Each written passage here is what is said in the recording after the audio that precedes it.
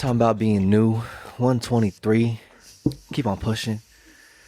But there is something going on whenever you are new in the spot and you're having the hierarchy of the wolf competence expression that we're doing here. It's like this is the narrative of that thing. Like we have this is our only shot. These rules are our only shot at more higher order. That's very good.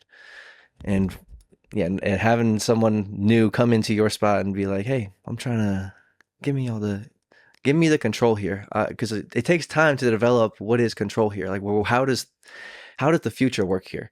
And someone who's really good at predicting and seeing around the corner of how the future works here, and it's like, oh, they already got this thing because they thought of this thing that I didn't even know what was going to happen. It's like if someone's taking the lead on a party and they're able to establish it well, they're like, oh, we're going to need plates, or oh, we're going to need this. What's the narrative of what's happening in the story? Okay, no, we're going to need this to be prepared for whenever this potentially happens. And if it does happen, we're going to do this. If it doesn't happen, we're going to do this. So, okay, yeah. The person that could see the most like that, the most into the future. And that's established over time. Like just in any workplace. Like you could be the most competent server in the world, but if you work at a new restaurant, you don't know where the restrooms are. You don't know how we handle certain things. You don't know what the standard is for this situation. You don't know your freedom of range of recovery whenever things are happening. Like, do we give away anything? How does that work? How does our slippage work whenever we do mess up? Right. And all this is learned over time. So you could be the best, most competent person. But then if you're in a new spot, you need to adhere to the structural rule of the hierarchy that is time-based requirement.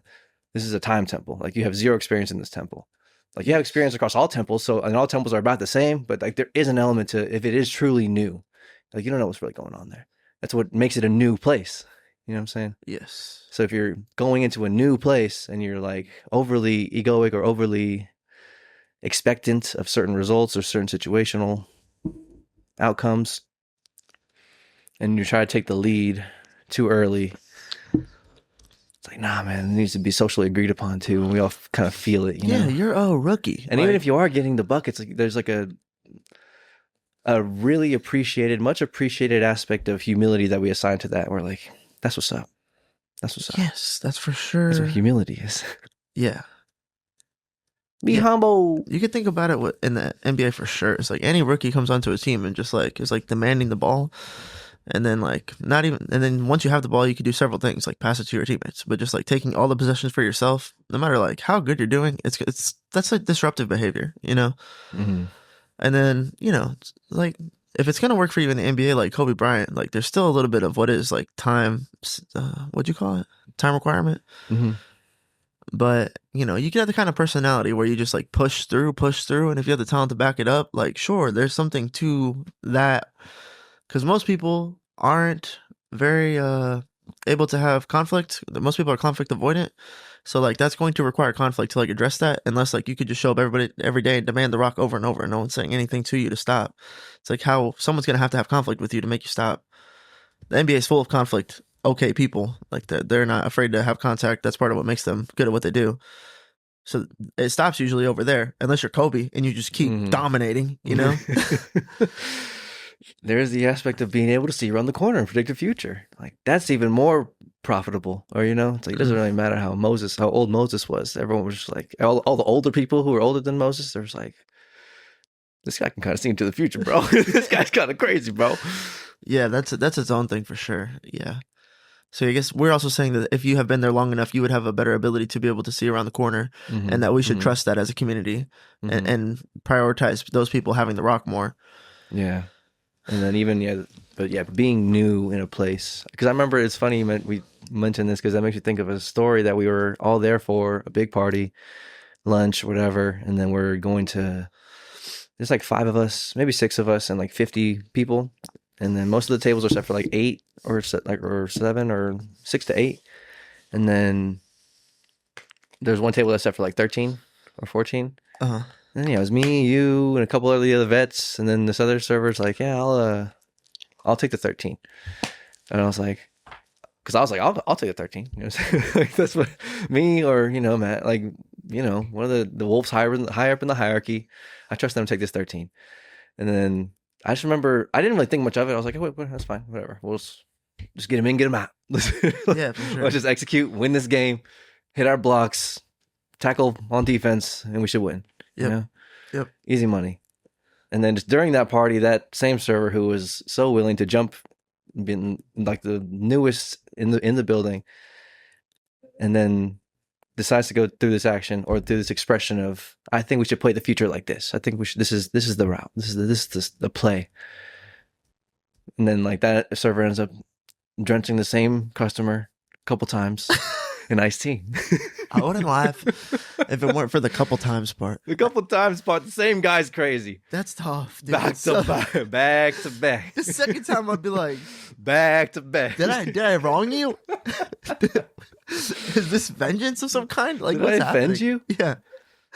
Yeah, and then that was just a funny moment in my story, and then now to have it now it means way more, or like has more significance, just like through a thing that we're talking about now. And then another funny added extra depth of dimension to that story is that the second time it was spilled on the same guest, I was also on the same quest of retrieving said item for the guest. Like I had tea in my hands or soda, whatever it was, and I was on my way to complete the task. And I guess he asked both of us. Okay. And then yeah. That's so funny. It just happens, and then boom, it happens.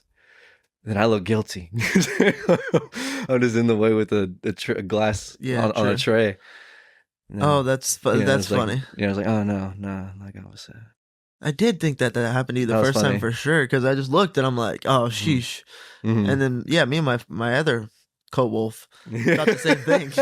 And then when you told me, oh, is that him? Yeah. Like, nah, dog. It's like, Justin fumbled?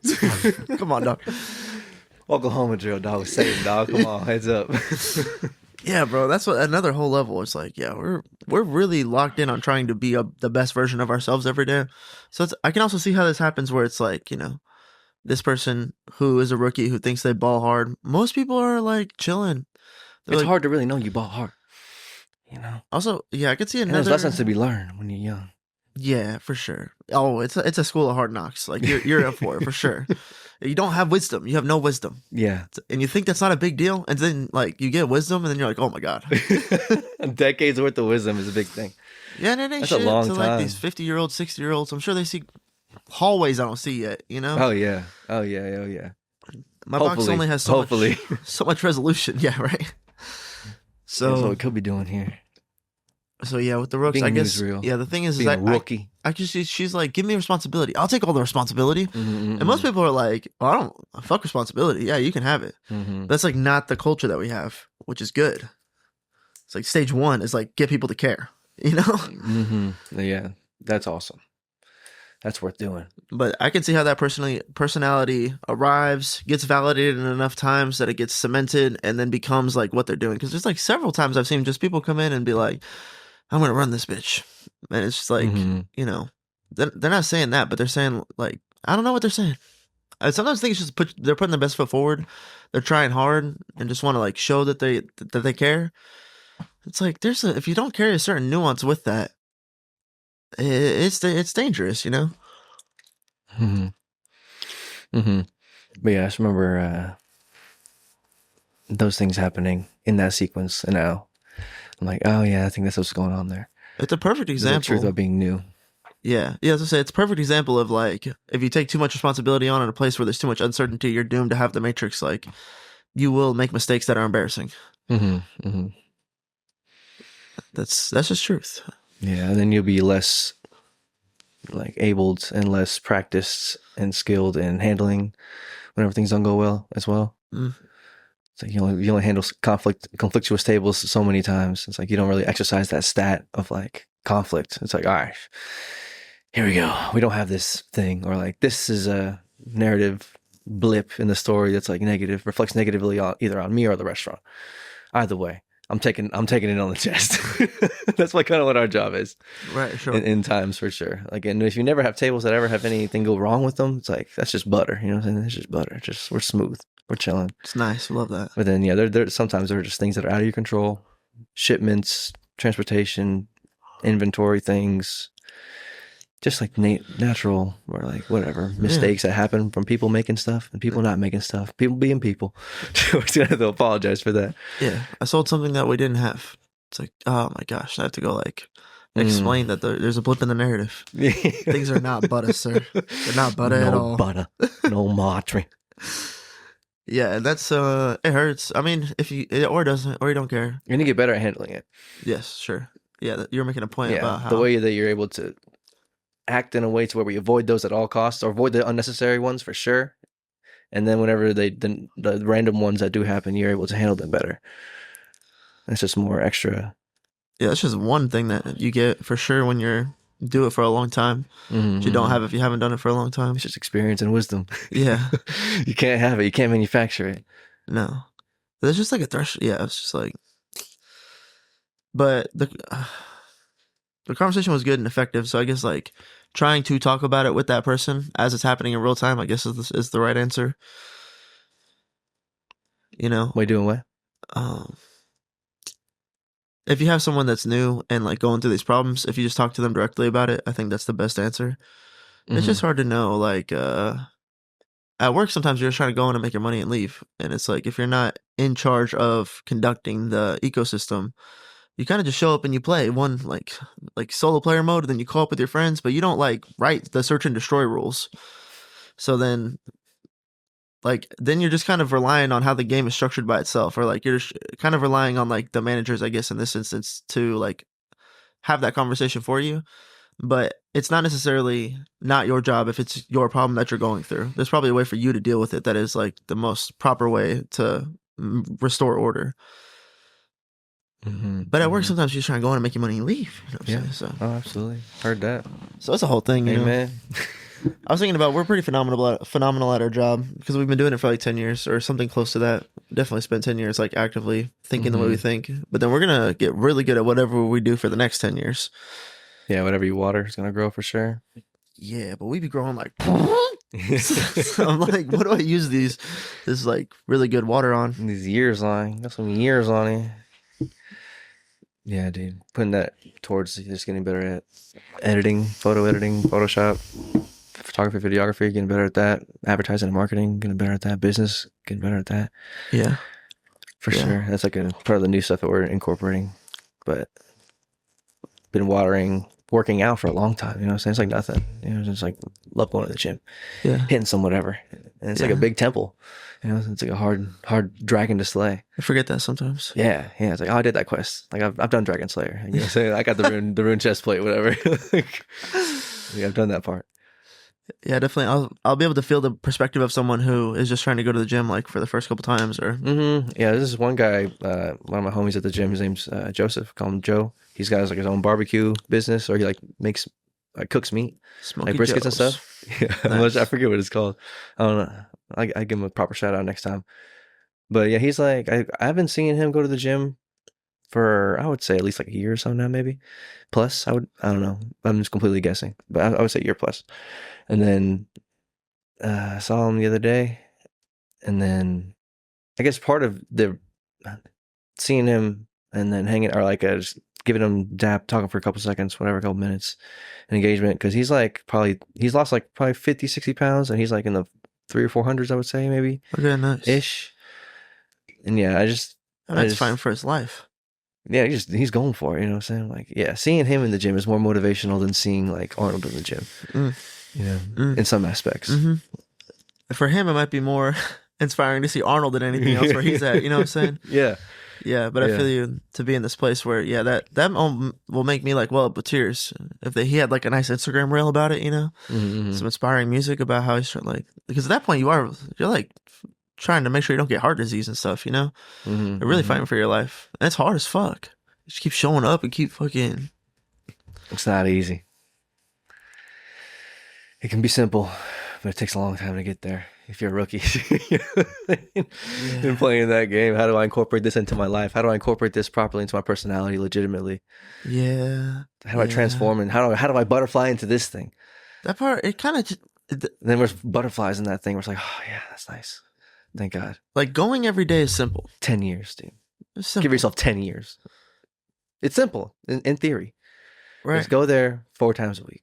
Simple as fuck. Simple request. But then like for some reason it's like your behavior set doesn't let you go. Or you are not it's like there's like a block there. There's like it's simple as fuck. Like we can agree it's simple, but then like execution doesn't happen. It's like what's happening there? And it's like it's something about like you're what you really are trying to do is like change your behavior set or change your mind enough to be like in the place where you're making the right choices or like not making excuses, you know?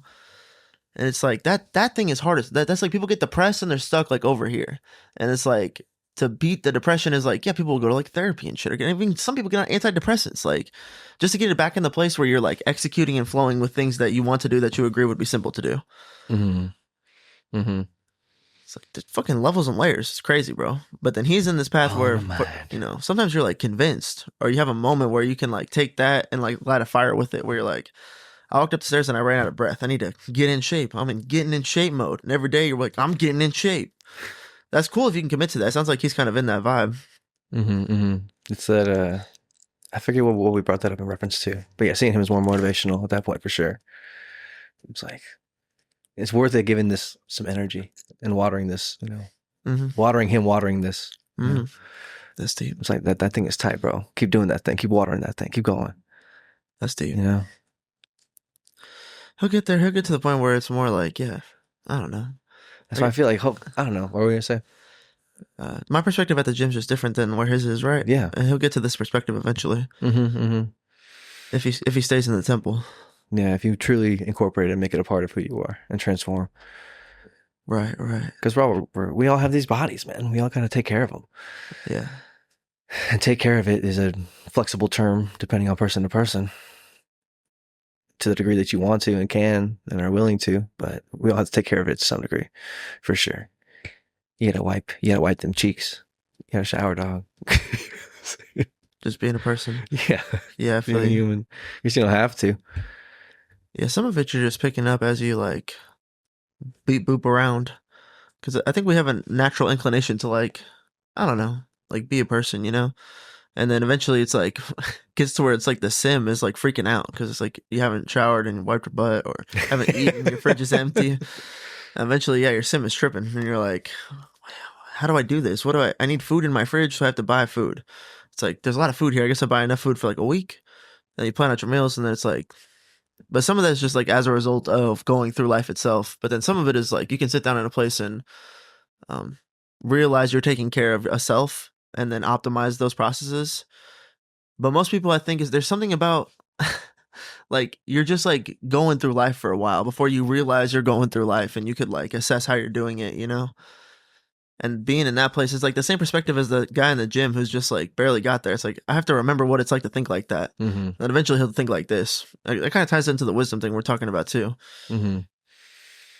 But there's something sweet about bee booping because now we're like, you gotta take care of yourself, man. Come on, what are you doing, cuz? But they're like, I don't know, I'm figuring it out. This thing's crazy. Mm-hmm. I'm like, yeah, that's sweet. That's sweet for sure. Level of grace to the new, to the immature part of us that we all had to grow through. Right. We're all just babies, and then we kids, and then we teens, and then we get a girthy 10 couple years of development between the 20s, the 30s, the 30s, the 40s. Those are two, I think, big ones. Yeah. They're just like, going from bee booping to hopefully you're trying to or starting to get some awareness and be able to analyze and put the brain on some more upward striving conscious and subconscious thoughts. Hopefully we're doing that, and you get some years to do that. We develop as people for sure between the 20s and the 40s. You're like, it's whenever you're a kid, you're kind of like a kid for a while, and then you're like a teenager for a while. But then whenever you like become an adult at like 18 to 20, 21, around the time when you're like adult, social, like societally, Right. you know, we're like, now you start to like hopefully become your own thing now. Yeah. You know? Yeah, pay your own rent. You can vote for who you want. You can buy alcohol when you want. Be careful with that. You can separate from even the child part, or like you can be born again as far as like having like a new outlook on life.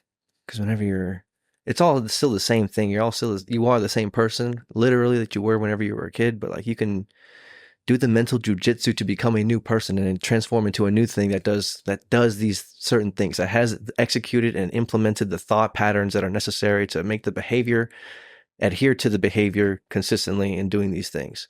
It's like going from a person who does not work out to a person who works out. Like that's what we're doing. We're going from whatever mental synapses we had fired and habits we had established through our the behaviors and the emotions that those behaviors create, and then our response to those emotions that the behaviors are creating, and then making those cycles. Like you can change that but it takes the mental jujitsu power and decades to do it in your willpower. But whenever it is done, like it is like a legitimate transformation, like you are not that same thing anymore. It's like I don't think I could ever go back to like not working out. You know what I'm saying? Like it's like an old, smaller shell of my lobster, or like of a caterpillar in a past life. It's like if you are the butterfly, or like the caterpillar to the butterfly, and then that's a continuous process, and then maybe from butterfly to new caterpillar, and then from new caterpillar to new butterfly, and then from butterfly to new caterpillar. It's the same process, but it's just like tiered up incrementally.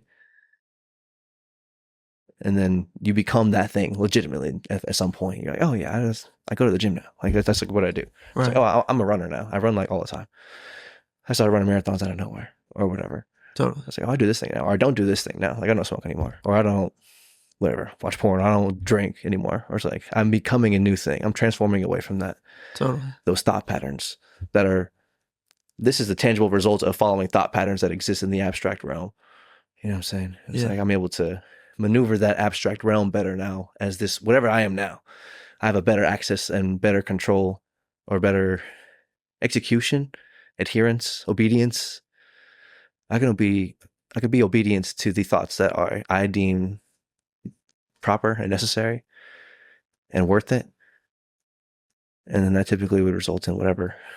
Then you could deem if that's worth it. And it's like, okay, yeah, this is worth it. I'm gonna keep on firing these neurons up here. I'm gonna keep fighting these battles, or the way I conceptualize these things.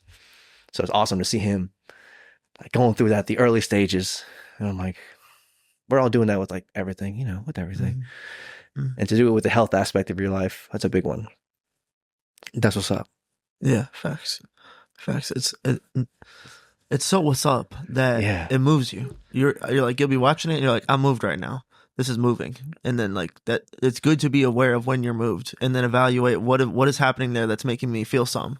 So I'll be like, it'll make you feel something. Like I say that as like it makes you feel something. Yeah.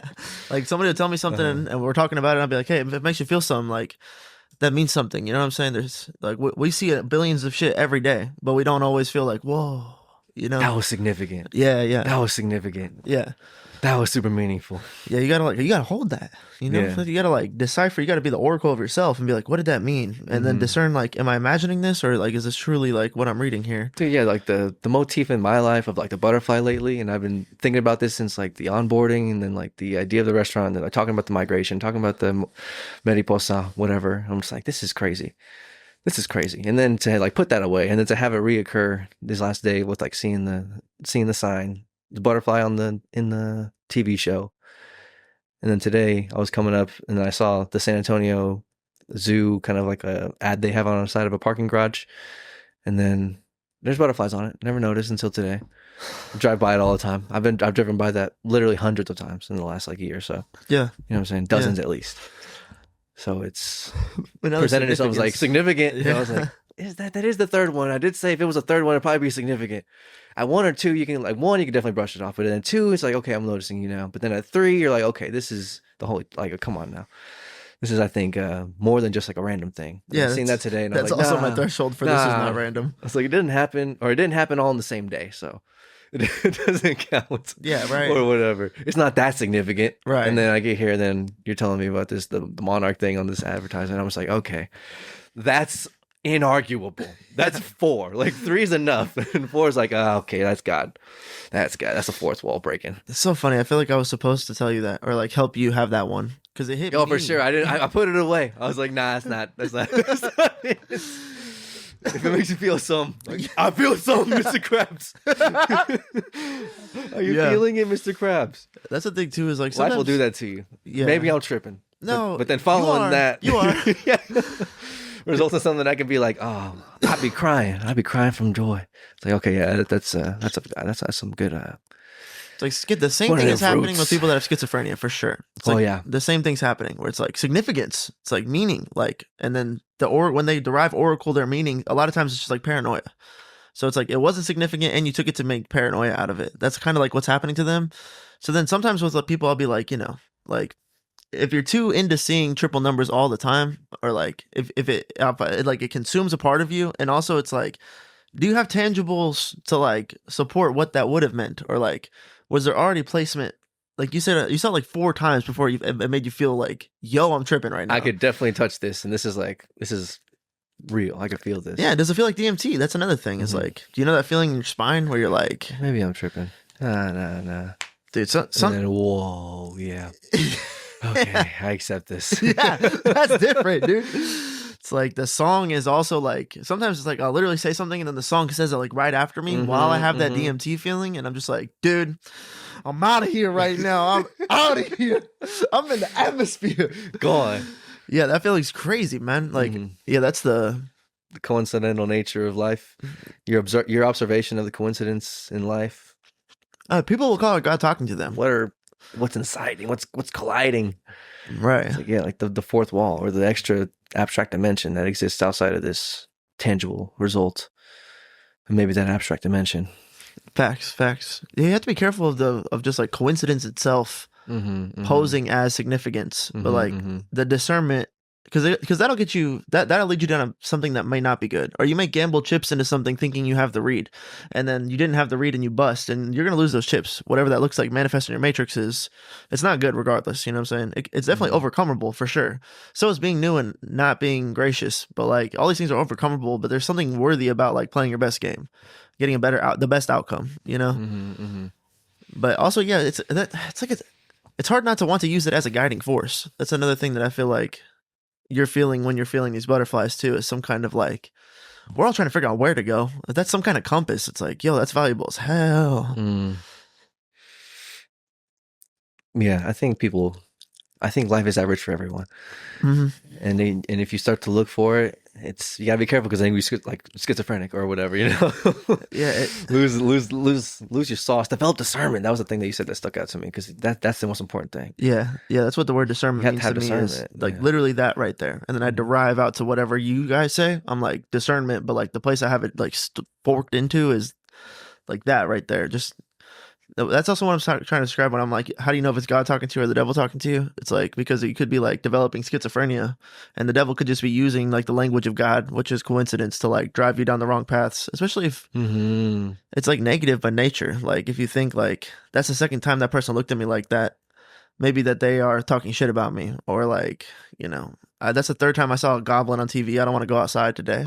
It's like that shit can fuck you up. But then if it's like positive in nature, I think that's something else like discernment can help you figure out too, you know? Yeah, we talked on it I think last time, but being able to hear God's voice, that's what develops your discernment. Yeah, totally. Yeah, totally. And these things happen for you, right? Like you learn, like, you know, the sound of God's voice. Like nobody knows your voice. You didn't have to like study voices to figure that out with you. So I think the same thing with us with God. It's like we don't have to like think too hard on it. It's like just listen to that spirit inside of you that knows what's right. It's like we all know the frequency we should be playing at. Yeah, sometimes I feel like you can ask it like directly. You know what I'm saying? It's like I felt that whenever I was scheduled to get my tattoo here in a couple weeks, probably next month and change. Fucking nice. And I was thinking about, I guess logistically, best day to do it, whatever. And then based on the availability that you had. And then I was like, Wednesday or Thursday. Or like trying to project forward. I was like, how would my week look if I do this? And if I do this, what are the like, you know, just like simple. What day should I do this thing? I'm like, these are two different realities here. Hold on, man. I can't just like give nothing to this. Yeah. Maybe that's just me. No. Yeah. But so I was like, okay, Wednesday or Thursday. And then I just felt myself alley-oop it to God, be like, just feel which one is like the most proper path. Like I don't really care. It doesn't matter to me. I just want whatever you think is the most proper path. Like inform me, nudge me in that direction. And it was just like Wednesday. I was like, okay, Wednesday it is. Yeah, that's big. You know what I'm saying? Yeah, that's big. People will be like, I wish that would happen for me. Again. You just gotta be still enough. You gotta still the self enough to like get the message of if it is that simple. And then it was like not a super super big decision per se. Yeah, but I feel like that idea can extrapolate out to the wider, you know, more meaningful, impactful, magnified situations. I was like, what's the right thing to do here? I think a lot of times people, because that's also like a developed wisdom within going to the church temple for long enough to gain church experience to like know that. But the people that have never been to the church temple are like, some people still, you've seen like videos where this lady is like, calls out to God to like make it lightning, and God is like boom, big lightning strikes. I've not seen this. There's just times, dude, I've seen like maybe 3 or 4 videos in my life where someone will be like testing God, and then it's just like something insane happens right then. Mm-hmm. And then, so I feel like that does happen sometimes where someone's like legitimately trying to talk to God, even if it's like as a joke or like as a plea to discover if he's real or not. And they'll be like, boom, like I'm real. It's like, yo, he'd be doing that for sure. But then Mm-hmm. the other side is like, I think sometimes we're just like, if you ever like have bad signal at the gym, and it's like I'm trying to like change my playlist, or I'm trying to like do something online, look at my email, or I'm trying to like make a phone call, and I just like can't. So I'm in like a dead zone. I think sometimes like spiritually we're in a dead zone, and then you just don't have signal right now, but you can like migrate yourself into a place where you have better signal, and then like I think you'll be able to hear God's voice more, or Mm-hmm. like you kind of knew that would happen more, or you were hoping, or like the alley oop felt like it was the right play, and Yeah. so what did that, you assume someone was coming to dunk that on some level, Mm-hmm. Mm-hmm. and then it was there for you, you know? Yeah, and it's not always gonna be there all the time, super obviously, But I knew it was a move. It was a move you could do. But yeah, because I guess you can use the same move and would not feel any particular inclination. But yeah, maybe you had bad signal at the moment. Yeah, And I think we alluded to that last time too, where it's like, no, it's on you. It's like, what do you want to do? oh yeah, What do that you too. think is the right decision? And it doesn't matter what you make, because God can make it perfect anyway. Sure, But He gives you the shot when you have the bad service. Like, you kind of have to take that shot. definitely. But then, yeah, but if you have the good service, you'd be like, Wednesday or Thursday? And you'd be like, Wednesday. I'm like, okay, let's go Wednesday. Yeah, That's fine. I don't really care either way. But yeah, it's what's, cool. You're what's like, the most proper path here? yeah, we pray like for God's will on heaven to be done, or to be done on earth as it is in heaven. Mm-hmm. It's like, but what does that mean? It's like we want God's will to happen here. Like you're praying for that, but then you can literally be like, for your will, it's like Wednesday or Thursday better. What are you? What works with your schedule? You know, What are you afraid? Yeah. So that's good. That's nice. That's the way you should approach decisions, right? It's like, especially if you're like, there isn't a Yeah. logical reason for me to pick X or Y. Mm-hmm, mm-hmm. Is there something you want to do here? What's up? Yeah. What's the best thing here? How did you get the design for the tattoo of David that you're gonna go for? I was gonna do well, I gave him kind of just like position placement, and then I just wanted to do like a half sleeve on the right arm, and only it's like pretty much the statue of David, but then I'm not sure exactly the size and composition he's gonna try to do that makes it best fit and flow on the arm. You know what I'm saying? But maybe from like the chest up or the waist up, David. Yeah. Yeah. Oh, okay, got it. He's got a weenie sculpted on him. True. Don't really want that on my arm. I was just about to say, it's like David looking at his statue of himself. He's like, pretty good job. You like it, right? He's like, yeah, it's very realistic. You might have taken some creative liberties. It's spot on, dude. Look at the size of my hands. Okay, that's all I'm gonna say. Yeah, so I was thinking maybe it would be more like I thought you were gonna do the whole thing, so I was thinking it's gonna go on like your back or your like maybe your rib cage or something. That's tight. Getting a half sleeve is tight. Getting the full sleeve is tight. It's just a lot. Mhm. You can't do it all at once, really. But just like wrapping it around, like you're gonna do like David right here, maybe. Or what's your placement position? Probably like the shoulder to like the bicep. Yeah. Mhm. So like then down here, and then you're getting stuff wrapped around on this side too. Maybe one day.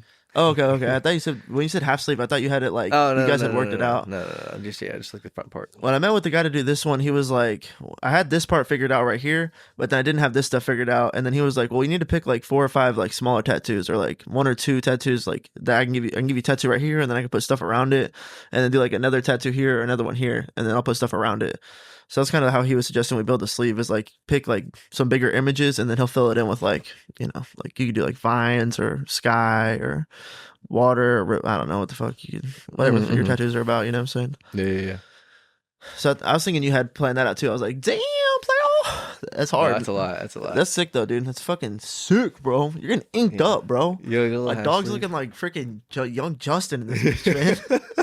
106 in Park, putting off Justin. of Christ. Yeah, it's sick. No, yeah, dude, the Christ tattoos. I'm so about it. It's crazy. I remember having a conversation with my dad about like It's worthy.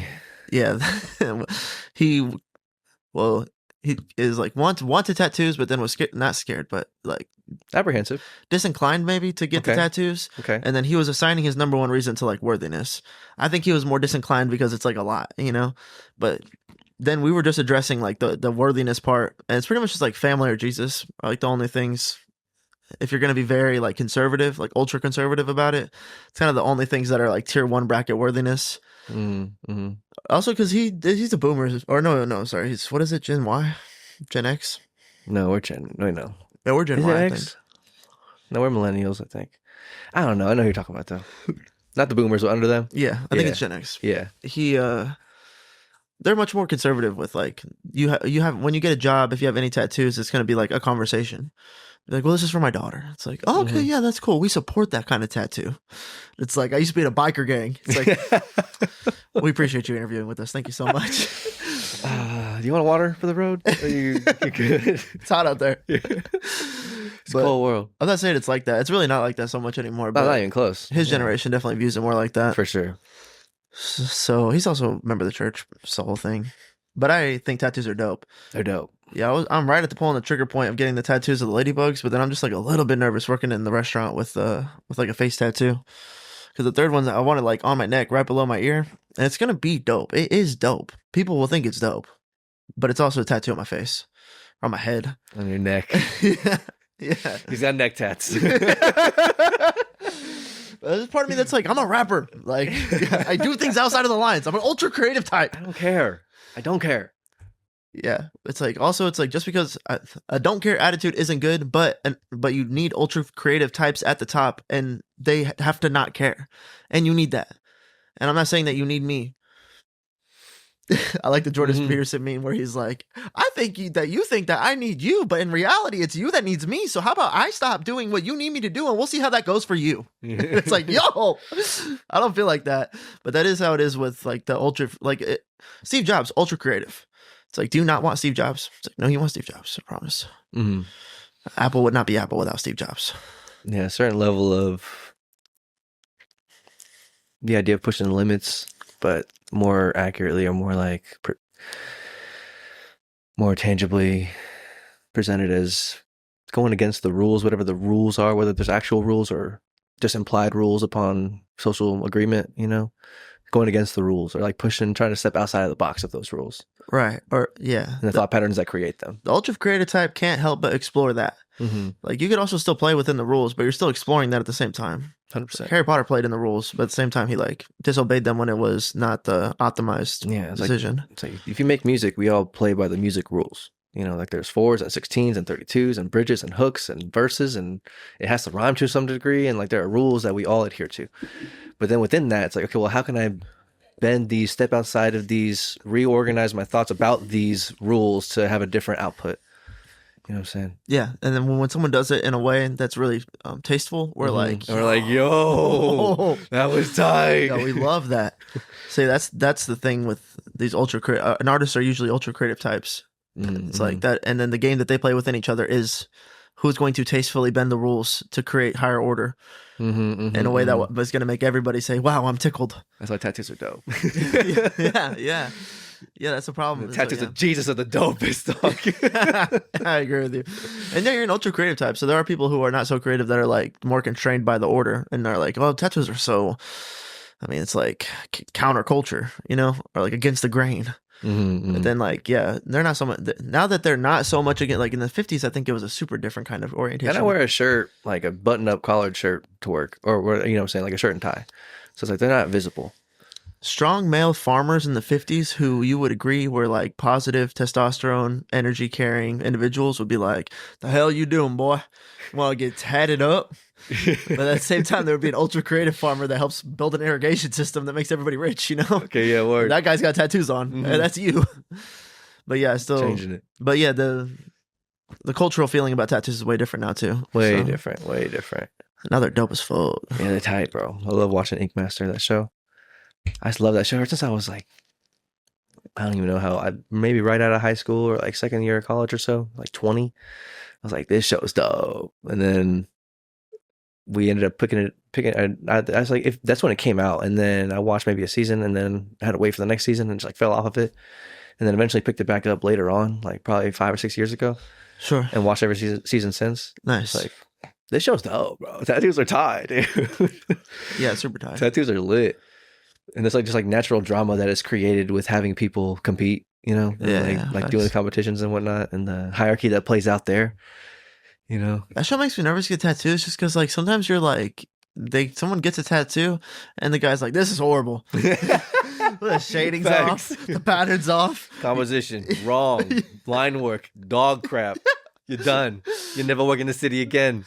Like, if I get a tattoo, I almost want to like go to one of those judges and be like, "So how'd they do?" Like, I don't know. You know, what do I got here? Does it suck? But then there's the aspect of like, I don't care what you say about it, or like the significance you can assign to it abstractly, creatively. Totally. Yeah. That goes beyond the physical image itself. It's like, maybe I wouldn't get the same tattoo as somebody else. And then it's like, well, sometimes you would, but sometimes you wouldn't.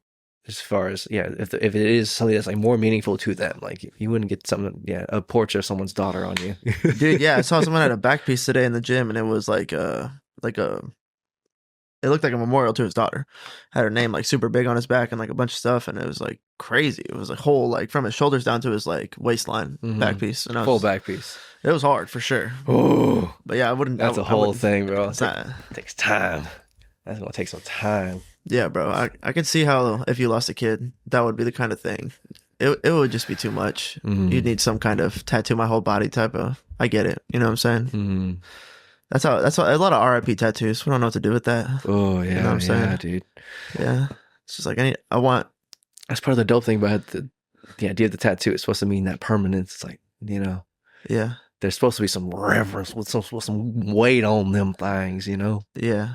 It's therapeutic. There's a therapy to when someone passes away and then you like commemorate permanently part of your body. It helps you like be like, I'm not making this significant. It's significant, but like also helps you to be able to maybe like think to like start to move away from like the dark place of it, the significance. You know, I can look right here and remember. You know, yeah. There's some boys over at the restaurant I work at now that they lost a friend, and then 3 of them got like the same tattoo. And that's also sparked this like, oh yeah, we're like, you got to do something. You know. Mm-hmm. Even before tattoo machines, we were just doing it by hand or with the whatever, like Yeah, the right. needle and stuff, the hammer needle type, whatever tattoos, tribal tattoos for real. Yeah. It's like, yo, that's crazy. Yeah, it's a thing. There's something going on in us. There's some, yeah, tattoos are dope. Tattoos are tight, dude. They're lit, bro. I They're want these. lit. Yeah, I want these ladybug tattoo on my neck too. It's just I just know it's where it goes. How do you know that? The same way you know the fucking. I know this drum goes right here. It's like I know it's like. Just wait until you hear the Like, song. no, that's opposite. I was like, move it a quarter note to the left. It's like There it is. oh, that hits. Yeah, that was it. I know, it was a little too early. It was a little too early on the first or the second time. Or a little too late, whatever.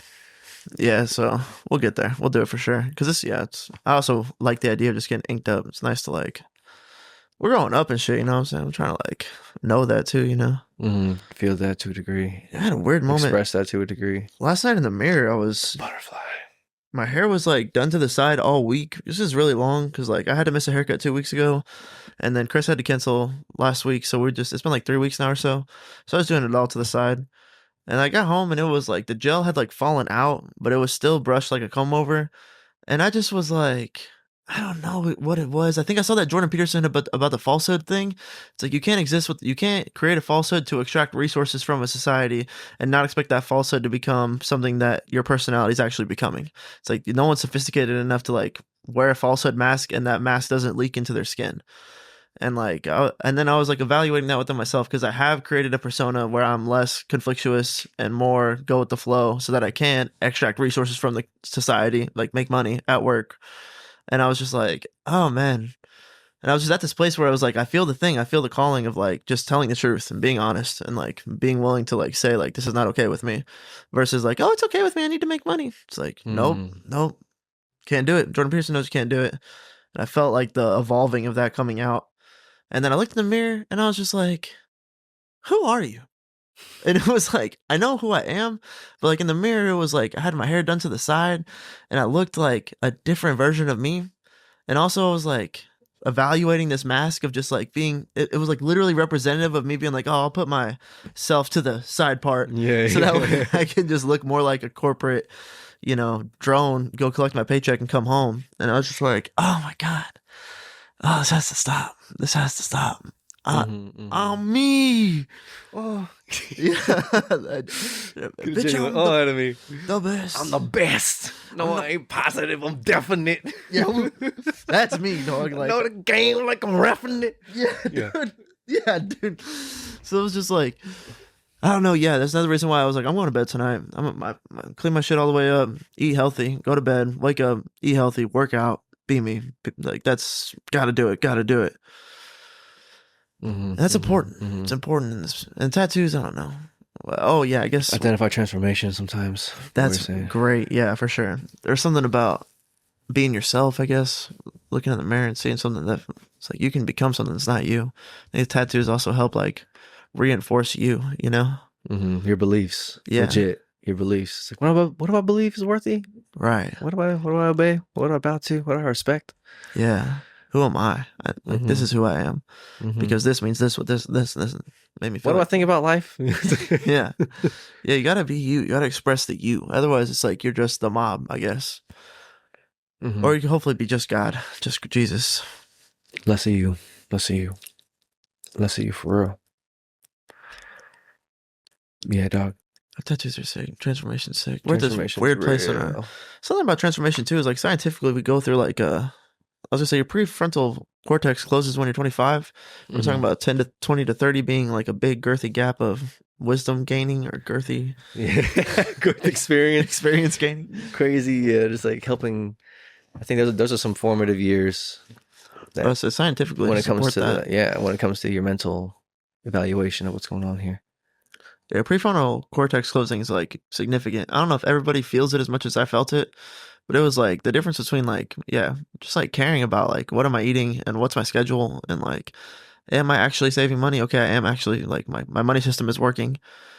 Systems put in place. Yeah, I felt it all just like, and also when I like read 12 Rules for Life, like right before that, and then I was like trying to not lie, and then I felt myself transfer into like the different realm you're in when you don't have like active lies going around and you're not really contributing lies to like the field you have going on. It's like a different field of like existence. So I was like, oh my gosh, different mode of butterfly. I feel like we freaking tied the shoe. It's like everything just like, oh my goodness, I can like run in this now. And so I don't know if everybody feels that, but I definitely feel like that's when it happened for me around 25. And then also we go through like a transformation every like 7 or 8 years or something like that. Just like a natural. Yeah, like your cells like regenerate, or like every cell in your body's now been replaced. Yeah. That cycles continue of the death and the regeneration of cells in your body. Yeah, there's something to that happens with every system in our body, including our mental status. There's like a point where it's just like you are becoming a new you. You could consciously use that to become the you that you need to be for your life, or you could also just like, now I'm golfing and drinking a little more. I'm a little older. That's what I do now. You know, or yeah, dog. That's what normally happens to a lot of guys. That's what happens. Yeah. Or hopefully you're like, oh no, I started cooking. You know, I'm just really like cooking lately and getting into. I've been seeing that a lot. Or it's like on cooking shows, you know, home cooks. It's like, yeah, I just cook a lot, and I guess apply for the show more or less. Like, oh, here I am. I'm just doing this thing. I guess I'm like, I quit my job. I'm not a lawyer anymore. Yeah, we have this opportunity for that kind of change. Like it's happened. That's going to occur. Also, you could choose to be a different version of yourself. But I think it's nice when you get these momentum swings that come with you. Like my mental status was ready for a new blank slate, and as I was picking this up, it was like perfect to like put that into that thing. Like I was breaking out of a cocoon. Wasn't sure what I was turning into. Yeah, the butterflies, crazy revelations, transformations. The smokes, the screens, really what it all really means. Like, I don't know what it all really means yet. No, it's deeper than we can understand. But we can understand a little bit, for sure. Yeah. Yeah. For sure. I was just thinking about, there was a time where I was listening to a certain podcast and I was doing something on Madden specifically, and I just like it was around the ice time. The ice days had this real specific feel to it. Like February here in San Antonio. I knew where I was within that, you know? The ice days. You remember where you were? I remember when it snowed, bro. It snowed big time, like in 2021, I want to say 2021.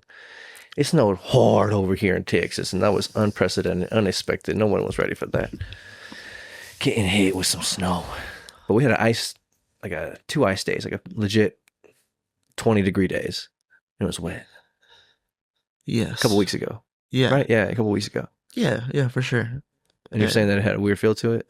Or tangible? Like, I remember just like the things that were going on. Like, I was like watching House, and I was eating this kind of dinner most nights, and I was talking to Derek on the phone a lot, and just like had this real like I don't know, comfortable feel to it or something. I'm not sure. And then like the weather changed, and like I looked in the mirror last night and I was just thinking all these thoughts about like my now. I was just like trying to like ground myself a little bit, and I was like, just feels weird now. Everything's weird now. I'm not sure if it's like the season's changing. I thought the season just changed like a week or two ago. Maybe that wasn't. I don't know. I don't know. We've also been in a weird war for like 2 years. And I'm just Who's like, we? Like America? me and you. Okay, okay, okay. Like in our story transformationally, since we like left a job to do a new type of job, more or less. It's like just been in like a quest that's long as hell. And I don't know. It was just a lot. And I was like, where am I right now? Where am I right now? Fuck this hair. I'm gonna whip my hair down. Let me okay, I like this version of me. This is who you've been lately. Be this guy. It's like, what else am I doing here? I'm trying to get these tattoos. It's like that was part of the thing. It was like grounding myself in whatever. I don't know where we're at, but I trust that it's for good.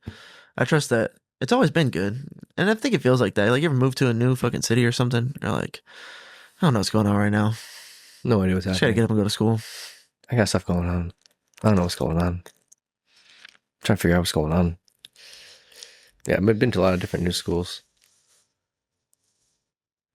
Is it weird in a new place like this social dynamic of a competence dominance hierarchy?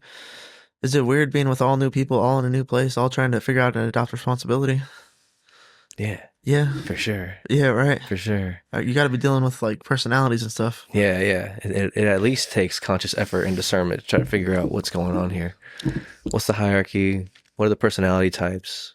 Who's legitimately competent? Yeah, right. Yeah. It's like who's on some. I'm just analyzing everyone's analyzation. What are y'all doing here?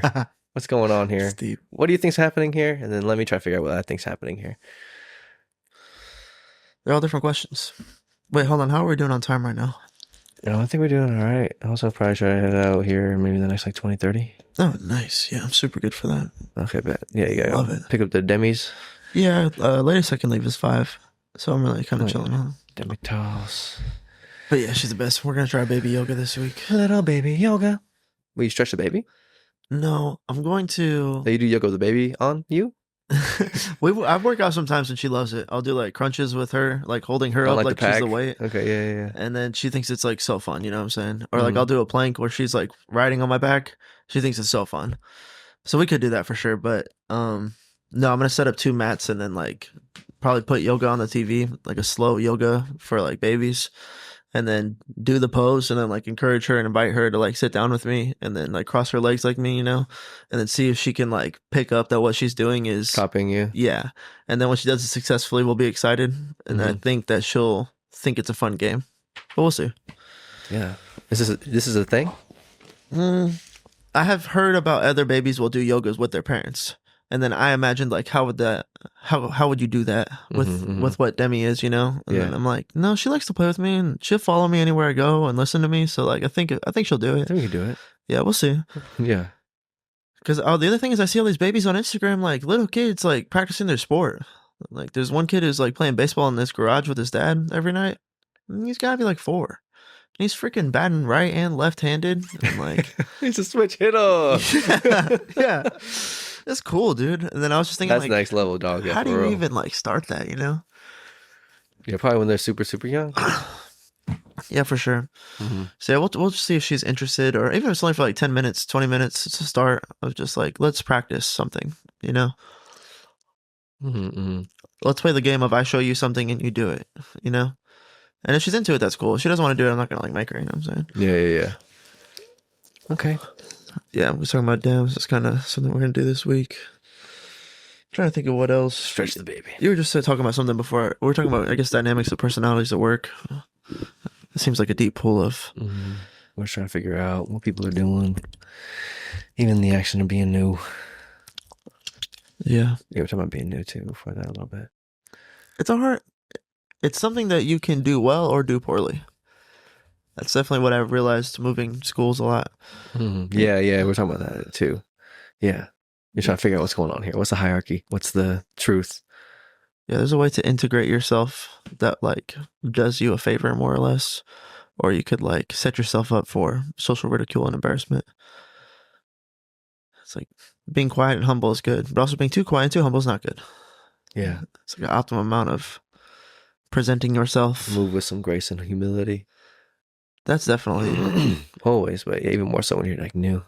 yeah, for sure. I think, it's admirable. Definitely. We see that being expressed for like, way to be, new guy. Good job, new guy. Way to be, new guy. Yeah, for sure. Yeah, I remember just like someone who's like kind of quiet and working hard and gets a 5-star review and gets shouted out. We're all like, nice, new guy got a buck. Nice. Good job, dude. Let's go. Yeah, there's a way to freaking do it properly. Mm-hmm. There's a way to do it properly. It looks beautiful. Yeah, dude. We're all trying to figure that out. Battling with it. And then we battling with it. Trying to figure out how to make it happen. Trying to figure out what's the right analysis. And then after that, what's the right action, behavior. What's up with that? Ultimately, it doesn't matter what they do. This thing keeps marching on. Mm-hmm. You can act with poor, proper function and still... Your flower still grows, more or less. You're still getting water and oxygen, sunlight. So you're still growing. And that's one thing that I've definitely realized or like feel up here or like away from the washing machine. Or like, especially with feeling just more broadness. Just like, yeah. Like,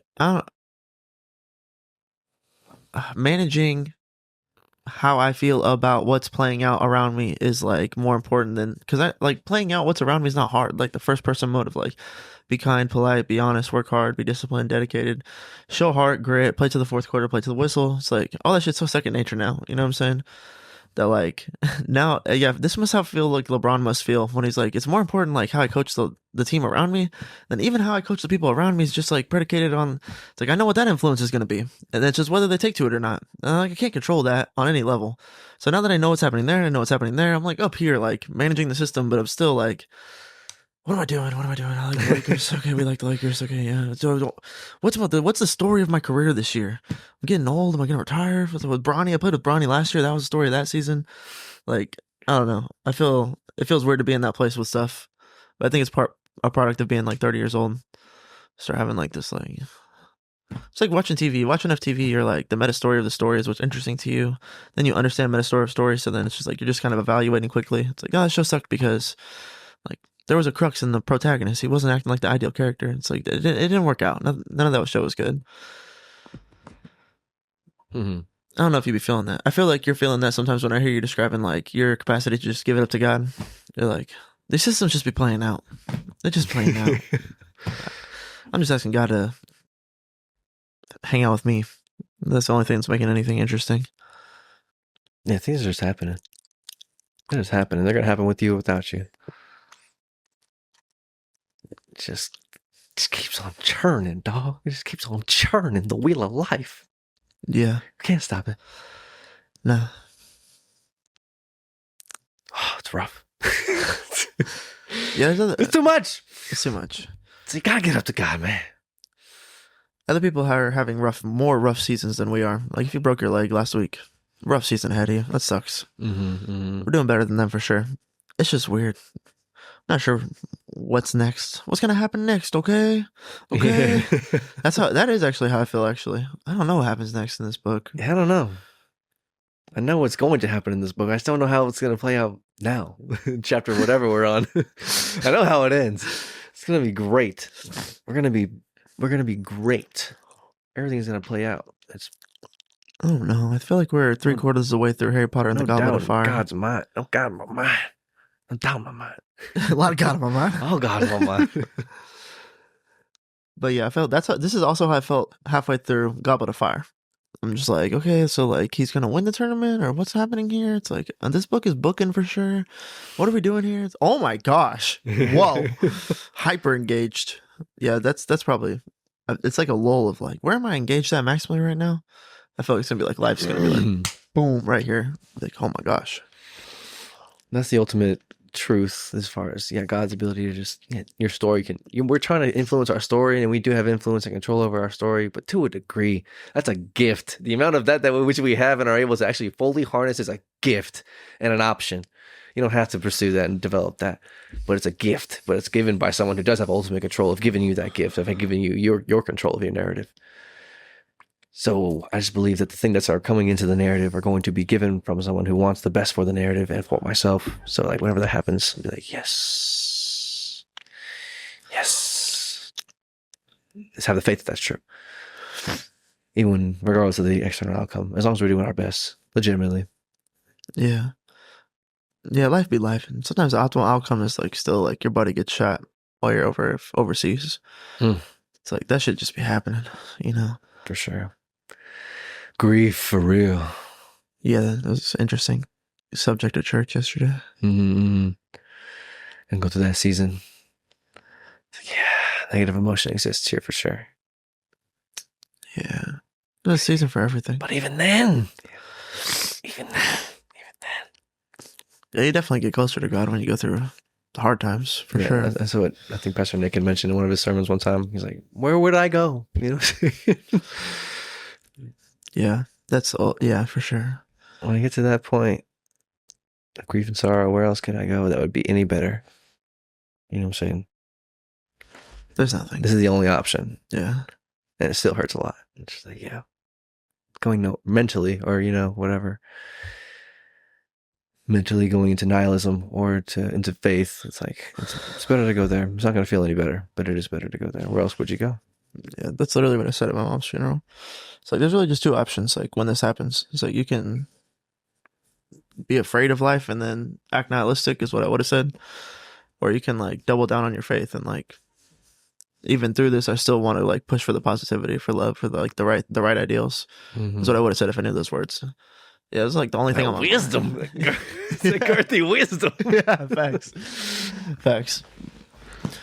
But yeah, that's all I felt in that moment. It was like you either like crash down and hate everything, or you like swallow a tough pill, I guess, is like, I don't know what. Bear your cross. Yeah, exactly. Yeah. You like, even through this, I still trust God. It's like, those are the only two options. That's it. And it's hard because, yeah, life, I get it, man. Life be lifing. Hopefully you're like, there's a part of you that just knows. That's another thing too. It's like, hopefully that's why you like this podcast, is because there's a couple of voices that can help validate the voice that knows. We all know.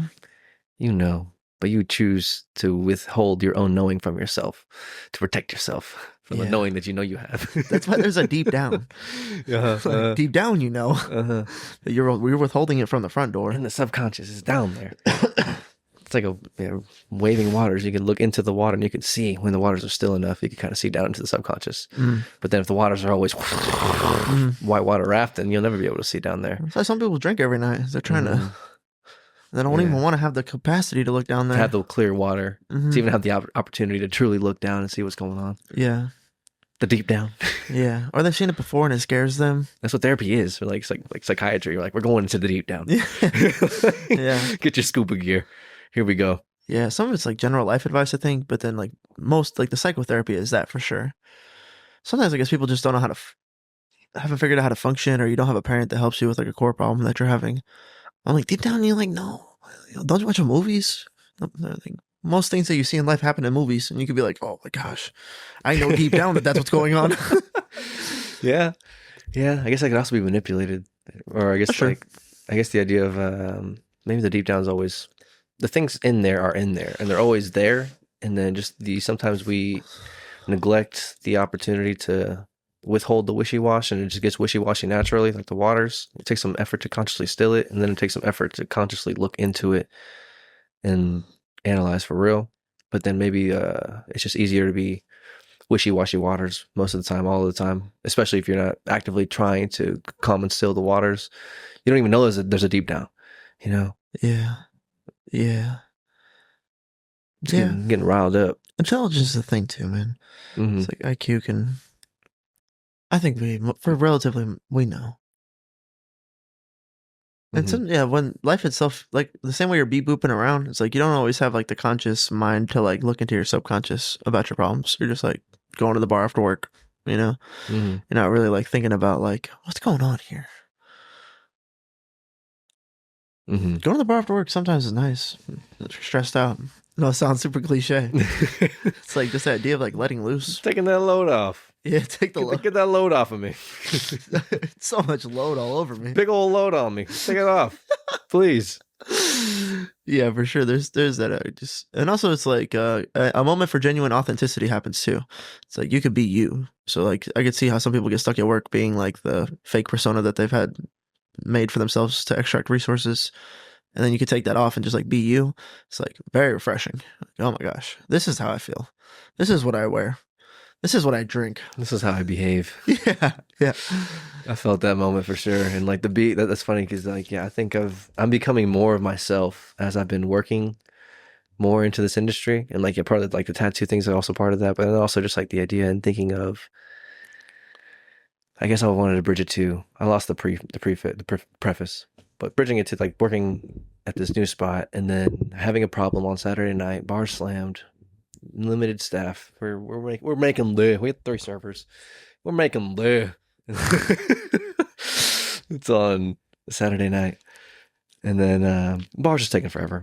Like, ideally we're trying to have the drinks hit the table before desserts or entrees or whatever hit the table, so they can Of course enjoy their food with their drink. Sure. But then I ring in the dessert. I ring in the drinks. It's just like a after dinner dessert wine and a rum. Should be relatively quick. Ring in the drinks, ring in the dessert. Dessert takes about 10-15 minutes. And then drinks never come. They get the dessert. I go to the bar to like be like, okay, like come on, man. Like, and then they're just not there yet. It's like, tickets are piling up at the ticket machine. It's like, okay, how do I play this? How do I play this? Then I've had insight into like some of the answers for that question from a perspective that's not from the server, from like the manager perspective. I was like, okay, how do you handle this? Like, what's the right course of action here? And then I was like, I just went to the table and asked them. I was like, I'm so sorry, the bar's a little bit behind or whatever. They're working as fast as they can to get it out. I can get you some wine. Would you give us like some sparkling wine or something to enjoy with your or whatever before you finish your dessert, pretty much? Uh-huh. And then they're like, yeah, that's fine. I'll get like some sparkling wine. Would be nice. I was like, I bet. That's one behind the bar. I grabbed the bottle of Prosecco. I was like, which one do I get him? Which one do I get him? And I was like, you get him the Prosecco. Or it's like, come on now. Like, I could see a rookie server who's like doing this and this is the right course of action, but then you get him like the super expensive bottle or whatever. It's like, I gave him the champagne on the house. It's like, no, dude, it was just like, you could easily have used, it was the right intention, but you went about it a little bit awfully. Yeah. I could have just done this. Would have chose the cheapest option. Yeah. This is the lowest course of ramification to handle this negative consequence. You know what I'm saying? Like, this is the right level of move. This is like just a regular water gun instead of like a hydro pump. Yeah, definitely. You don't need to do a hydro pump moment right here. They're not even expecting, like, they're not a big level monster. It's like going above and beyond right here. A squirt gun is good. Mm-hmm. Yeah, for sure. This fire is like growing. It's there. There's a fire there, and I'm trying to put it out before it gets any bigger. Yeah, with the most amount of water I need to do that. Yeah. And I was able to catch it fast enough, and then like do it. Give him a little split a glass, one glass of prosecco. It's like $15. You know what I'm saying? It's whatever. It's like we'll split that. Okay, it's not a bad move. But then like my manager she was like, did you ask Angelo, or like did you come to proper authority to like run that move? We're talking about authority, man. And I was like, ma'am, I'm Harry Potter. 100 points to Gryffindor. Sheriff Sullivan in the building. Ma'am, I heard you had a fire in the house. 100 points to Gryffindor. I put it out before you even knew it was there, ma'am. Cost you $15. Was she happy, upset? She gave you 100 points? Not 100 points, but no repercussions. Okay. Not even any negative energy. Because then she was like, you gotta let me know like when things are getting to that level, when there's a fire, pretty much. And I was like, okay, well, I handled that one. But I do have 2 other fires that are in the same exact vein of category of fire. The bar's on behind on my drinks, except for this table and this table, if you want to go check on that. Yeah. She's like, okay.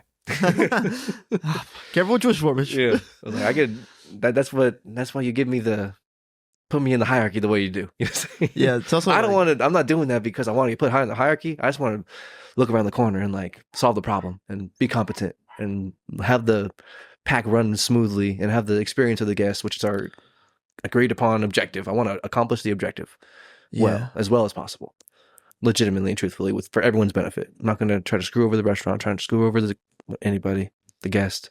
Yeah, you're being a transcendent player, which is a dangerous road to trap. Like, as a manager, it's like kind of not okay, but at the same time, it's like, you use your judgment, tell me what happened, and you did what? And then I could look at my judgment. I'm like, okay, yeah, that was like the right thing to do. So then I'm like, maybe I can trust his judgment. You know what I'm saying? Mm-hmm. And that is valuable. If you can trust someone's judgment, it's super valuable. So then, I don't think, obviously, hopefully, in your case, there wouldn't be ramifications, because otherwise I'd be kind of like someone who's like just wants control. Yeah. And that's a rookie novice thing to do, you know what I'm saying, to want control regardless of the outcome. It's like, no, I think I handled that pretty much as well as we could have handled it. Like we could talk about it as far as what I could have, should have, would have done to make it any better. But like, okay, we'll take that and then run out the simulation and then we'll see if the result is like about the same. You know what I'm saying? Right, yeah. Yeah, it's just preference too. It's like, okay, I'll do it your way. Yeah. It's like, Yeah. okay, that's fine, whatever. Yeah. Just thinking on my feet. We don't have a lot of offense figured out here. So it's just like cooking with what I got. That hezzy cross was good. Make it happen. This is the best of our ability. And then, yeah, because the drinks took whatever. What should have been just like a pour and a pour. It's not even a drink you have to create. It's just like a pour out of a bottle 2 times, 2 different bottles. So Yeah. you could do that really quickly. So it's like that. I didn't go to that far. It's like I was like, "Where's the bottles, bro? Let me poison myself." You know what I'm saying? Yeah, right. I was like, I wish I could have, like, you know what I'm saying, in some spots. But then there's like, yeah, the trust of the judgment. Yeah. That's manager agency, which like you should have the authority to execute on some level, but also we'll have to play the play we're playing in. So I think this is a worthy. And then we ended up taking off one of the drinks with a charge for the other drink. So it's like we just replaced that drink with the whatever. It's fine. You know, It's even always better. fine. It's even better.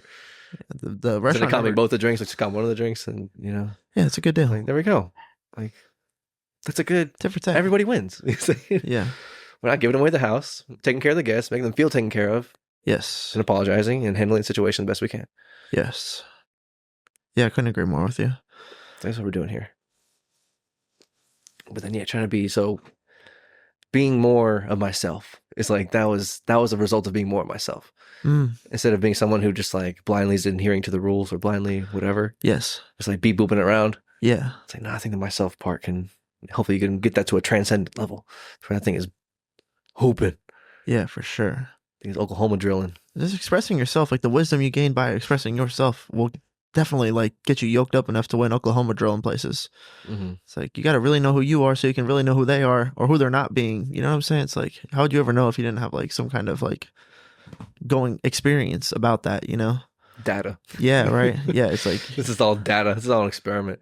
your data. That's how I'm so good at also, yeah, just like reading people. I'm crazy at reading people right now. It was really cool in the poker table, but then also just like in a conversation I was having, I'm like, the argument that you're making is to justify the position that you've taken, and you have to take that position because I'm arguing this subject right here. And instead of actually meeting me on this subject, you have to take a position which leads you to say this thing. So it's like, yes, you're presenting a fact that works well in this argument right here, but like you're presenting it from this place because you're in this place, because you're in this place, because you're misaligned over here.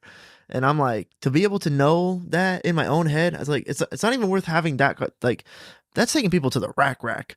So like in the conversation, I'd rather just have the conversation. But it's imagine being in a court of law and you're going bar for bar with a lawyer. It's like, I know why you're saying what you're saying. You're saying it because you're lying about this over here, which puts you in a position to misrepresent this over here. And you're not actually presenting that in the way it's like, you're standing on moral high ground right now, but your moral high ground that you're presenting is stemmed from a lie that misaligned you because you initially were not on a moral high ground at all. Like there was nothing truthful about the initial behavior that led you down this route to make this statement right here. But I can't say all that to the judge. Maybe you could, but like in reality, you just have to like objection, persuasion of the witness. It's like you can't quite get down into the metaphysics of the why. Most of the time, people don't even know. But like I'll be like seeing that because we'd be like reading tables so much. They're like, yeah, everything's good. You know, like things are not good. It's like, Lie. that, but like expounded to like another factor.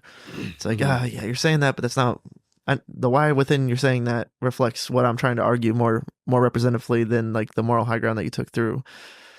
Like calling out my mistake doesn't make your mistake right. You know what I'm saying? It's also, yeah. So regardless, it's great. Begin like broad up here. You know what I'm saying? Trying to figure out what the fuck I do with that.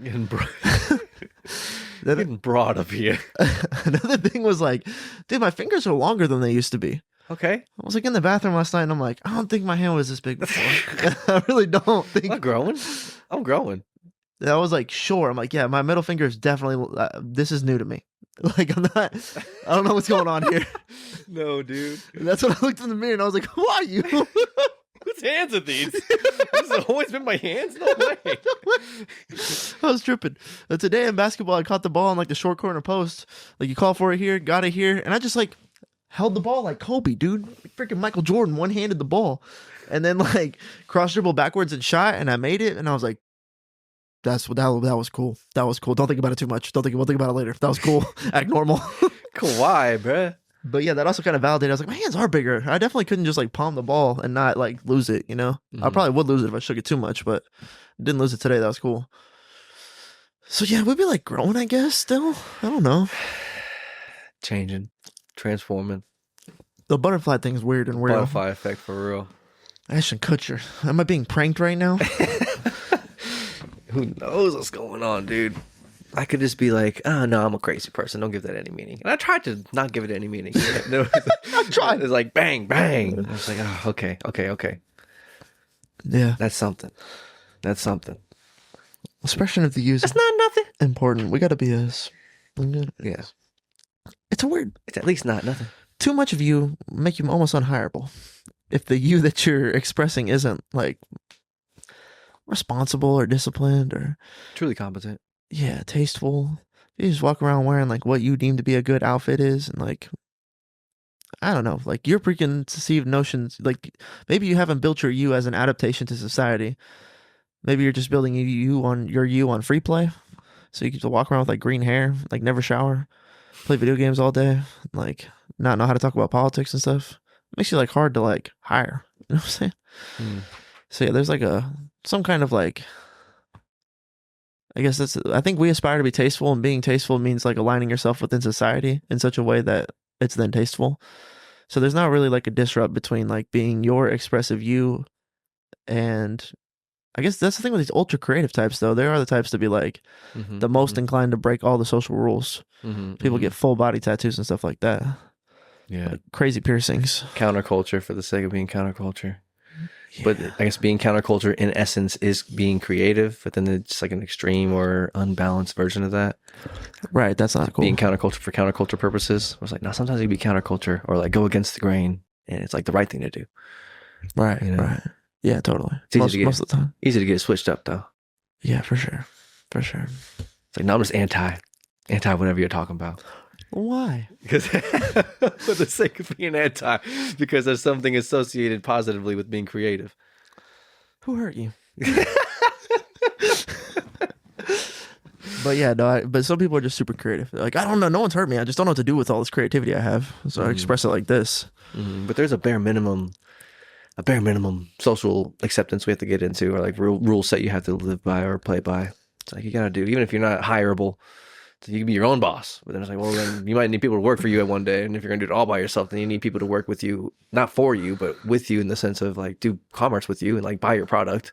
It's like, you know, no matter how good your product is, people aren't gonna want to buy it. I guess is that true? Do you think?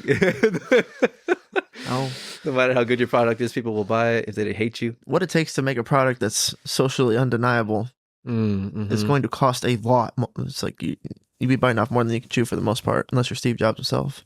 It's like Michael Jordan. Everybody wants to be Michael Jordan, but it's like, you don't want, it's like so many things made Michael Jordan. Like I was listening to Chris Williamson and Joe Rogan talk about Tiger Woods.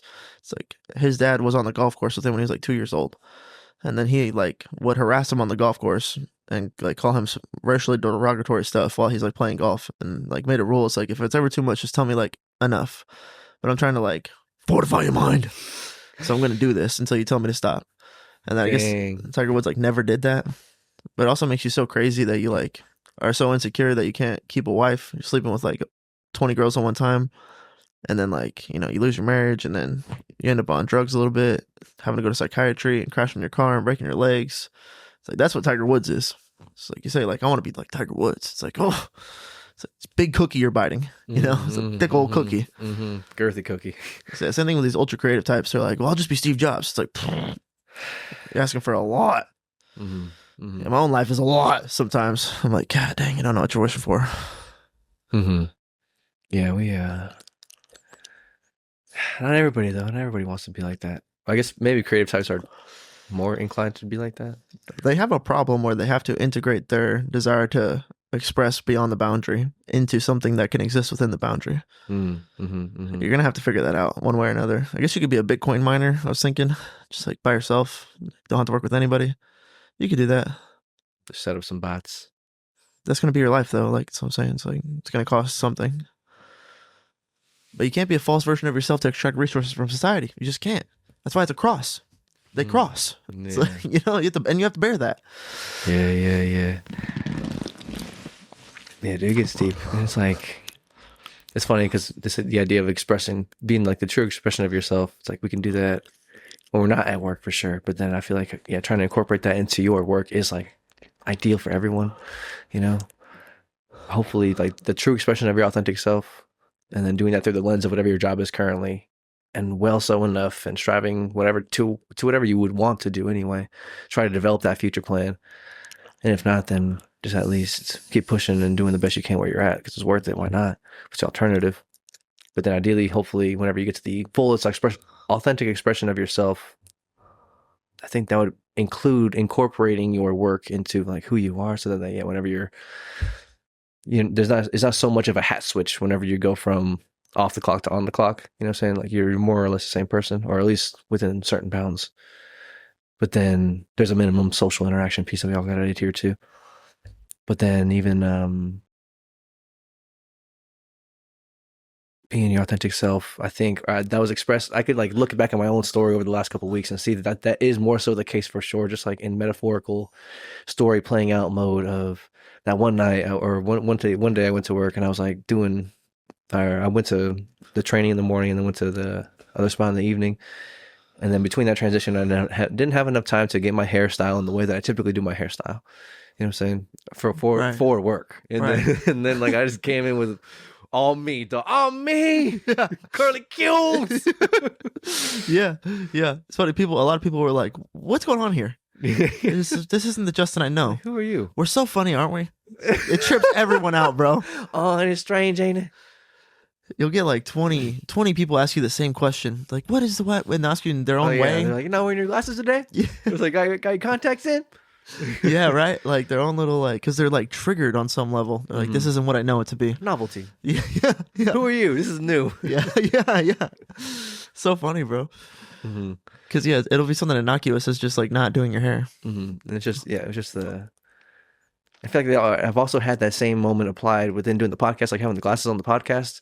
You know what I'm saying? Because part of me asked the question of like, if you were gonna go on Joe Rogan, would you wear glasses on the podcast? Oh wow. I was like, probably, yeah. Okay. Oh, well. Sure, yeah, I guess like You know what I'm presenting saying? like did you wear your glasses when you got married? Yes. Yeah. That's deep. Yeah, you know that's Deep as hell, no? That's deep. Yeah. We're deep. We're out here. Did you- The deep down.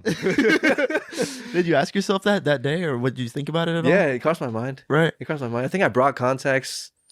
I'm pretty sure I brought contacts. Maybe just in case for pictures or something like that. But I don't think I ever put them in. Yeah. I didn't put them in. It's like sexy Justin doesn't wear glasses. You could have that going on for you, I guess.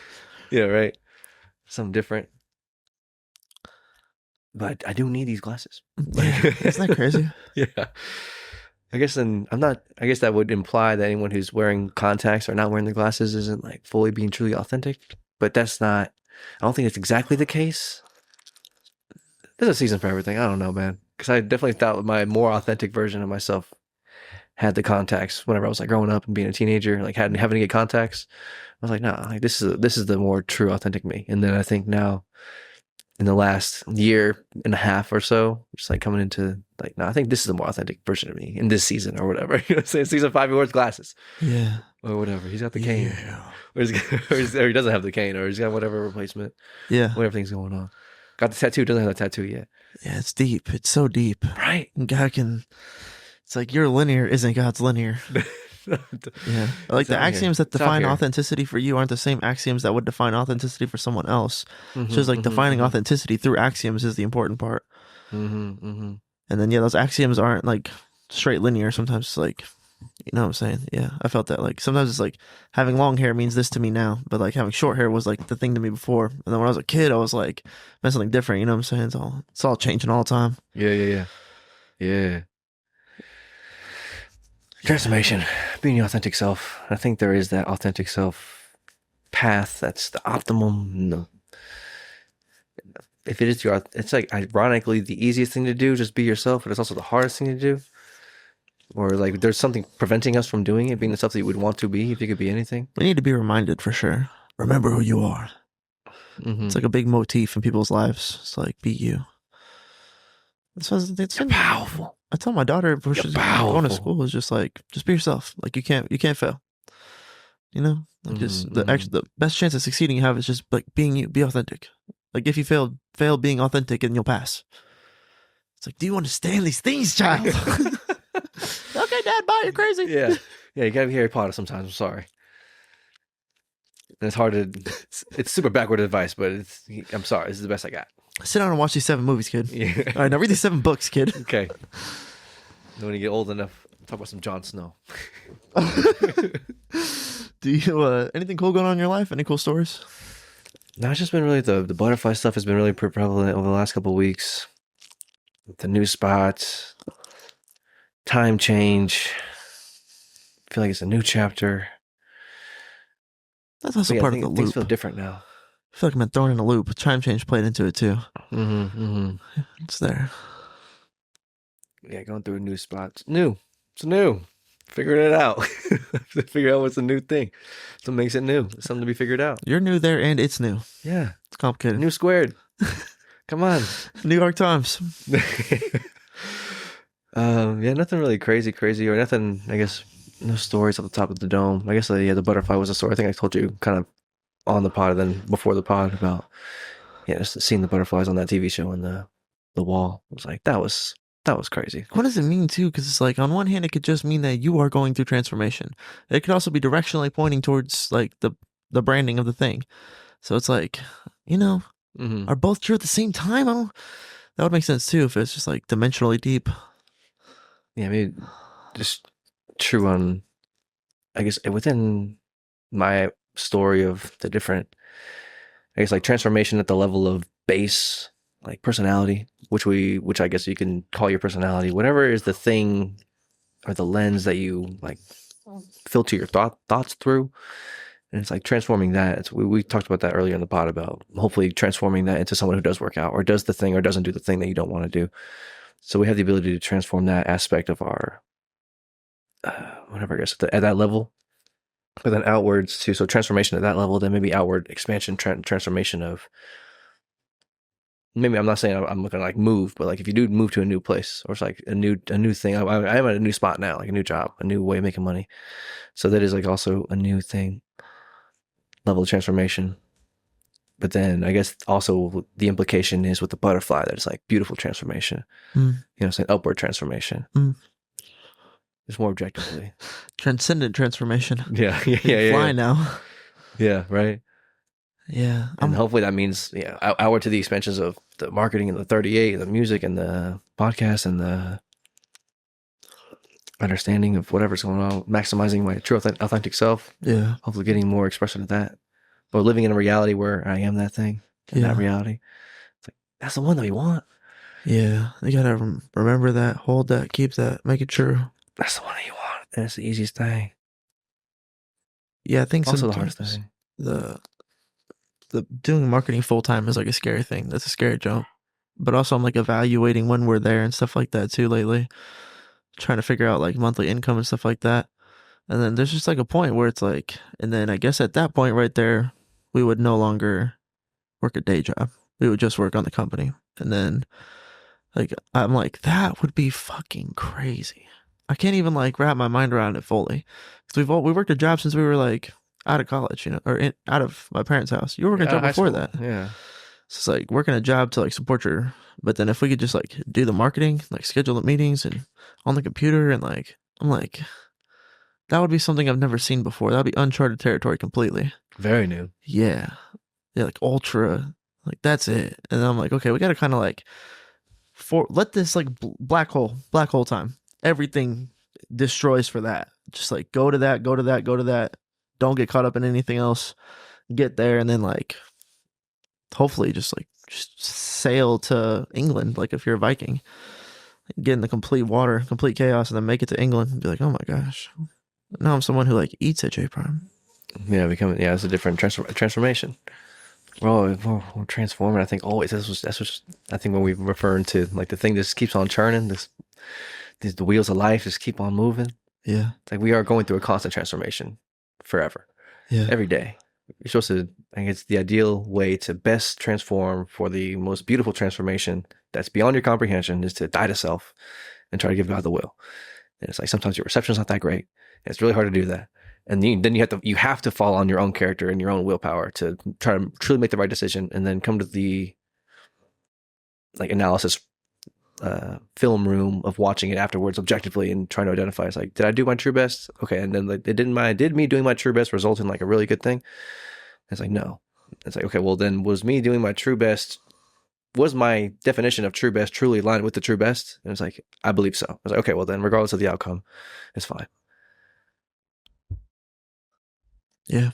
That's like failing with authenticity is passing. And you get true data. That's the other important thing. Like true data is critical. It's like I actually know that this is actually true because I actually did something that was real. Yeah, we can turn them. We can not break the matrix, but we can definitely influence the matrix. You can change your story. You can transform. It's hard. And like you can do it. I promise. It's there. Yes. If you bite a huge cookie, you might break your teeth. It's like, that's true too. So if you're just like, I'm going to lose 100 pounds right now. It's like, you might not make it on this time on that goal. But also, your capacity to transform is still there. So you're like discouraged. It's like, someone said that there's like 1,000 people that died on the way to Mount Everest because they were trying to go too fast. It's like, that happens to people, you know. But getting to Mount Everest does exist. Getting to the top is real. But you could also die along the way. Most people do. Most people, maybe not now, but I would say that most people fail to their goals, then achieve their goals. And it's like, for sure. Yeah. For sure. Yeah. That's super real. So you got to navigate those waters. It's like, I'm playing a game that most people don't win. How do I play that? How do I do that? You know? How do I win a game most people don't win? It's like, it gets levels deep. It's like, someone's like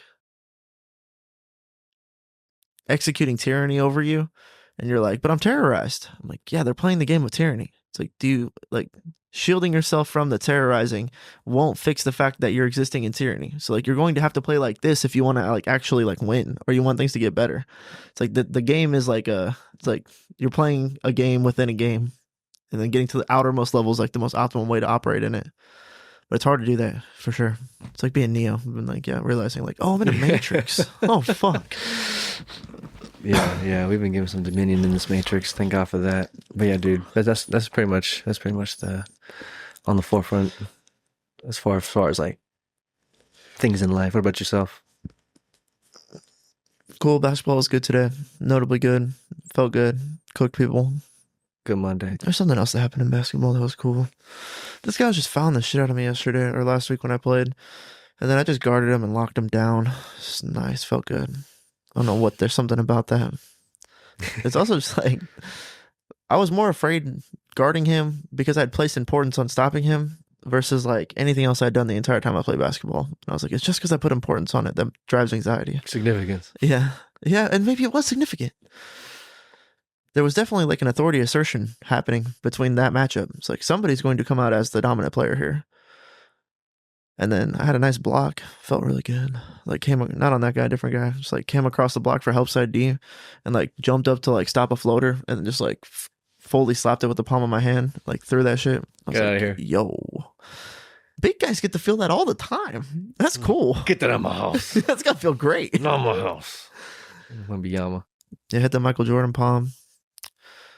It was cool. It was fun. It was a fun time. There was something significant in there, but it was mostly just fun times. Yeah, I don't know. I feel weird with the time change and my fingers being long.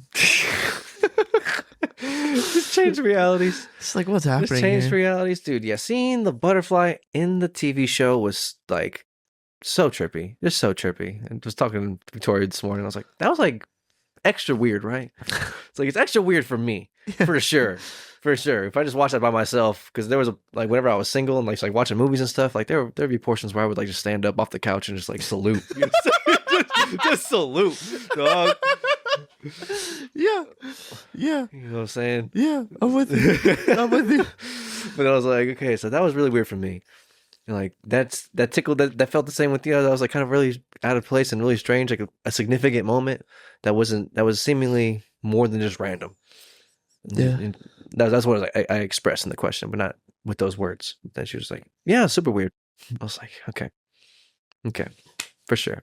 I don't know what's going on, but I like it. I like it. Something's happening, man. I can smell a wink coming.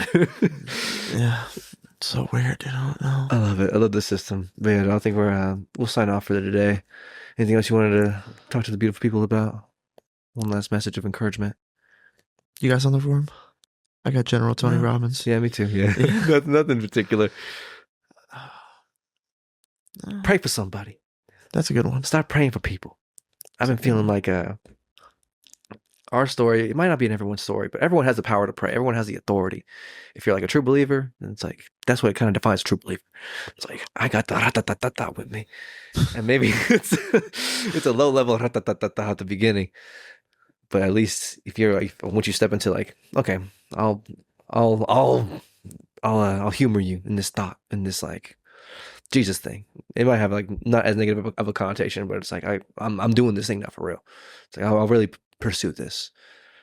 And I give my life to Christ, because you could like say you give your life to Christ, but then actions and thoughts and words, whatever. But once you have the true heart of doing that, it's gonna be a low level perception phone call. But then eventually, after you go higher and higher and higher, you'll be able to feel as if you can like take on the demons. And, like the demons are afraid of you. It's like, oh, I wield some power. The believer's authority. It's like there's a book that I think she just finished it actually. I'm probably gonna read that one next. But you got the authority, and I think everyone has the ability to pray. And some people are more articulate or less articulate. And even then, like I consider myself to be moderately plus articulate. And like sometimes I still like be saying prayers. I'm like, I didn't do the thing. It's just like sometimes it's hard to do the thing, but it's worthy to try and pray out loud for people. Yeah. So if you ever have the opportunity, do that. Yeah, for sure. You have the Holy Spirit calling for you. Yeah. You can develop that. You can develop that over time. Hey, feel it pulling on your soul strings. You gotta go for it. Mm-hmm. Mm-hmm. Yeah. Anything for the people. Yeah, follow God. That's it. Follow God. I guess, yeah, like the expression of yourself is important. That's definitely something that's like in my heart lately. It's like, remember who you are. It's like Simba. There's something about like God made you, and then the best thing you can do is give it back to God. But like Jesus was a person in the story, and like you're not that person. So then you are something. And it's like there are like express that. Like we needed Elijah to be Elijah, Like this ain't gonna work if you're not like trying to be a true expression of yourself. It's gonna be a lot of like collateral backfall damage of just suffering, just extra suffering for no reason. I think that's part of maximizing God's glory is like Elijah, or being your own version of you, which is the same thing Elijah did. It's kind of like something that's in my like a parallel. I'm like, thank God he like stood on something. Like thank God he believed and had conviction and like was willing to stand on what he believed in. Mm-hmm. And then he gets put into the Bible as like a reference point for that. It's like significant as it gets. Mm-hmm. So yeah, follow God and express yourself truly, authentically, to the best of your ability. We have limited interpretation of what is objectively true, but do your best to be objective. Do your best to be honest with your expression of that and your beliefs of that and how that influences your behavior, and be willing to be wrong and pray for people. Yeah. Follow God. Yeah. That's all we're doing till the end of time, for the next billion years. We love you. See you soon. Peace. Rolling through the city to the light show. Really ain't no telling where we might